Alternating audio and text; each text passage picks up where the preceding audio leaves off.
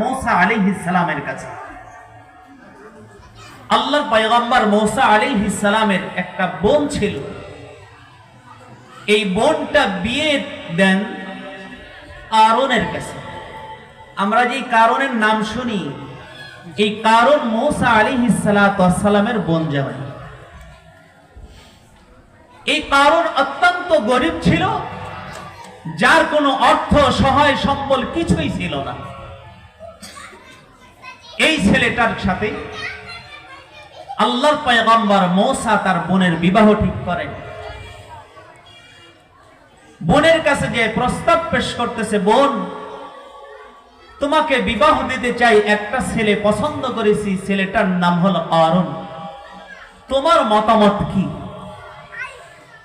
বোন বললেন, ভাই আপনার যা ভালো মনে করেন তা তো করবেন, তবে একটা কথা, কারণের তো সম্পদ বলতে কিছুই নেই, এত অসহায় ছেলে দুনিয়ার মধ্যে মনে হয় আর কেউ নাই, কারণের সাথে বিবাহ দিবেন? না পারবে আমার খোরাক দিতে, না পারবে আমার পোশাক দিতে, না পারবে অন্য কোনো ব্যবস্থা করতে। ভাই मूसा আলাইহিস সালাম বললেন, বোন শোনো, আমি সেই ব্যবস্থাপনা যদি করে দিই তোমার কোনো কথা আছে? বোন বললেন যে না, আপনি যদি এই ব্যবস্থা করে দেন তাহলে আমার কোনো কথা নেই। আল্লাহর পয়গম্বর मूसा আলাইহিস সালাম বিবাহ ঠিক করলেন। একবার যায় বিবাহ দিলেন। যেদিন বিবাহ দিলেন, স্বামীর সাথে मूसा আলাইহিস সালামের বোন স্বামীর ঘরে যাচ্ছেন, যাওয়ার সময় আড়ালে আল্লাহর পয়গম্বর পরশ পাথরটা তার বোনের হাতে তুলে দিলেন।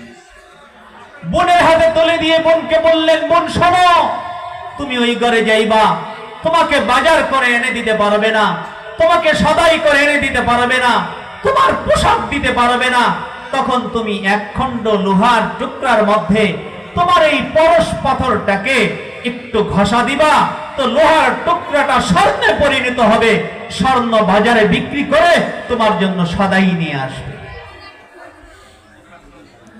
আল্লাহর পয়গম্বরের বোন স্বামীর ঘরে চলে গেলেন। 2-3 দিন অতিবাহিত হয়ে গেল, কারণ কোনো বাজার সদাই করে না, ঘরের মধ্যে খাবার নেই। আল্লাহর পয়গম্বরের বোন স্বামীকে ডেকে বলতেছে, ওগো স্বামী, ঘরের মধ্যে খাবার নেই, ঘরের মধ্যে কোনো ব্যবস্থাপনা নাই, খাবারের কোনো ব্যবস্থা করে আনেন। কারণ বললেন, ও প্রিয় স্ত্রী শোনো,